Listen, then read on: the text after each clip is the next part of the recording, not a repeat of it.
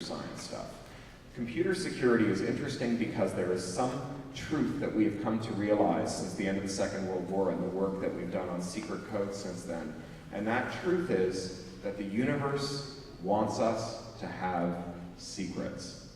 That woven into the physics and mathematics of the universe is the fact that if you scramble a message using good cryptography, it will take your computer just a few seconds to do it, but it will take all of the computers in the world, all the time that remains between now and the end of the universe, to unscramble it unless they have the key. This is an amazing affair because it means that, properly designed, your implanted defibrillator will never let anyone but you in to listen in on what it's doing or change how it performs. Properly designed, your email can be sent to me and nobody in the world will know what it says unless you and I choose to tell them. Properly designed, a thermostat in a building will never turn it into a raging inferno. Properly designed, a car's firmware will never lock the accelerator down at a stoplight or lock the brakes down in the middle of a freeway. Properly designed, computers allow us to have a kind of security that is almost unimaginable. And this is due not to any policy and not to any rule, but to the underlying mathematics embedded in the universe itself.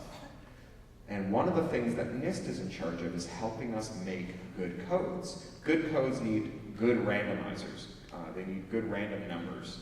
And one of the things that the National Institute for Standards and Technology does is define randomizers so that everybody who wants to make good security to secure things as diverse as the financial system, the aviation and air traffic control system, or the phone in your pocket need to use is good randomizers to initialize their cryptographic algorithms. And it turns out that one of the things the NSA did was sabotage the randomizers so that they didn't produce good random output. They produced output that could be predicted, and that would allow people to invade all of the systems that they supposedly secured. And not just the NSA, but everybody, right? Once the backdoor is there, it's not just available to the NSA, it's available to anyone who figures out that it's there and figures out how to operate it. And that is incredibly bad news, and that's why Bull Run was the story of the century. So I wrote this novel, Little Brother, and its sequel, Homeland, and another sequel that was published as a short story called Lawful Interception that you can download from Tor.com, my publisher's website. And they are novels about what I think of as the most important question of our age, which is whether the default posture of a computer is going to be, yes, master, or I can't let you do that, Dave. Right? We are asking that question over and over again.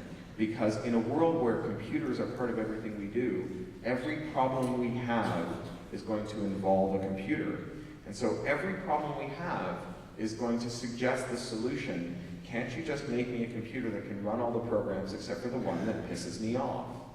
We don't have a model for making that computer. We know how to make computers that can run every program. We know how to make computers that can do just one thing. You know, back in the old days when they had cannons, they had ballistic calculators that would solve the integral equations necessary to figure out where to point the cannon to make sure that the cannonball went to where it was going. But making a computer that can solve all the problems that we can compute except for one is a dead letter. There is no theoretical basis for it. And our closest approximation to it, the closest we can come to it, is to design a computer that can run every program, but that has some hidden process lurking in it that watches you and waits to see what you're doing. And if it sees you doing something you're not supposed to do, comes to the foreground and says, I can't let you do that, Dave. So if you have an iPhone or an iPad or an iPod Touch, you'll know that you can only install apps on it that come from Apple's App Store. And that's not because your phone is incapable of running programs that come from somewhere else. It's because your phone is designed to watch which programs you're installing, check to see whether or not they come from the App Store, and if they don't, to reject them, to not allow them to run. And since nobody wants that program, there's nobody who woke up this morning and said, do you know what I really want? I want a computer that doesn't let me decide whose programs I run. I wonder if Apple's making that. You know, because nobody wants that, the phone has to treat you as its enemy. And it has to hide the program that checks to see whether or not you are running software that comes from the App Store. And if it catches you doing it, it shuts it down. Now, you may think it's not a big deal whose software you can run. You may not care. You may say the App Store has all the programs you could ever want. That's great.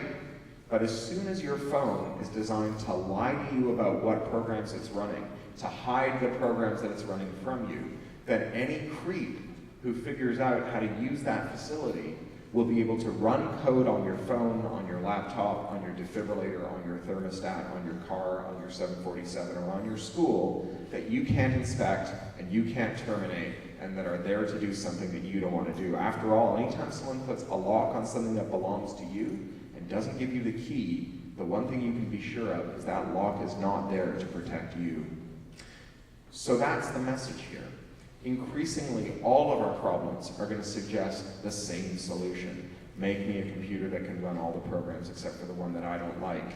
We saw that with the NSA. I need a computer that can run every program except for the one that lets terrorists talk to each other. We saw it with the copyright industries. We see it with school administrations, unfortunately. Not only the computers that are given to kids, but the network filters that run on those computers that are mandated by a federal law called the Communications Decency Act, and have the impact of spying on all the traffic that you generate here in the school in order to make sure that you're not looking at bad websites. So you may remember last week was Banned Books Week. That you probably had posters up in the library for Banned Books Week. And back in the old days when you wanted to censor a book, to ban a book, all you had to do was go around to the bookstores and say, if we get you selling that book, we're going to put you in jail. But it's much harder to censor a website. Back in the 50s, they banned James Joyce's book Ulysses in England. It was kind of weird to think why they had to ban it, given that most people who start it never finish it. It's kind of a self-banning book, but they decided it was a book that nobody should be reading. And it was a pretty straightforward process, but if you wanted to ban www.ulysses.com in England, what you need to do is grab all of the internet traffic being generated by the entire country of England, check to see whether it's directed at www.ulysses.com, and if it is, shut it down.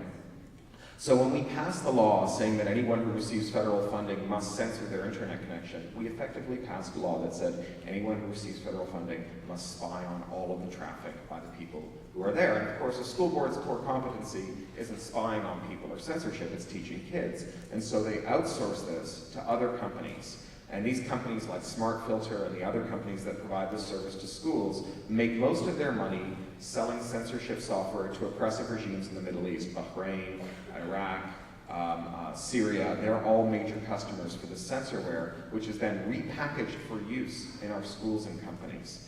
And so these companies end up getting full looks into all of the traffic that you generate in your school. Whether or not you are in control of the destiny of your computers means stuff up and down the chain of your life. So I'm going to finish here and take any questions you have and leave you with a message of hope, because you can seize control of your information. And there are organizations that work to do that. The Electronic Frontier Foundation is a nonprofit here in San Francisco. I worked for them when I lived here. I moved to Europe to be their European director. They have lots of programs for students. They have ways that you can get involved, mailing lists, software projects. They hold hackathons. And during the San Francisco One City, One Book events, there are hackathons and robotics workshops and cryptographic workshops and information privacy workshops that you can attend for free. And I'd urge you to take that stuff on board and start the long journey to understanding critically how to use information technology to make you more free and resist the use of information technology to take away your freedom. So with that, I'll take any questions you have. How much time do we have? About 5 minutes. All right, go ahead. What's the best thing you can do about this? I think that on the one hand, you can use free and open source software and encrypt your hard drive and use proxies like Tor to make your network connections more secure, but that only helps you.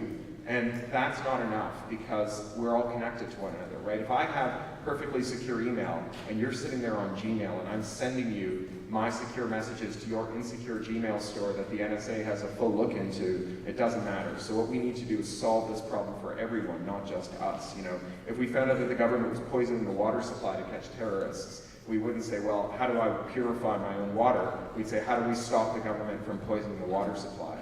And the only way to solve this problem is to fight this at the institutional level. That's the meaningful solution that we need. And so getting involved in politics, holding your legislators' feet to the fire over this, and doing that through organizations like Electronic Frontier Foundation or the caucuses that work for internet liberty in all the major political parties. There's no party has a monopoly on stupid internet policy. You know, the Communications Decency Act was introduced under Clinton. Patriot came out under Bush. This is a bipartisan insanity. And so whatever party you're in will have people fighting for this. And so that's how we solve this problem. Other questions? Yeah. Go ahead.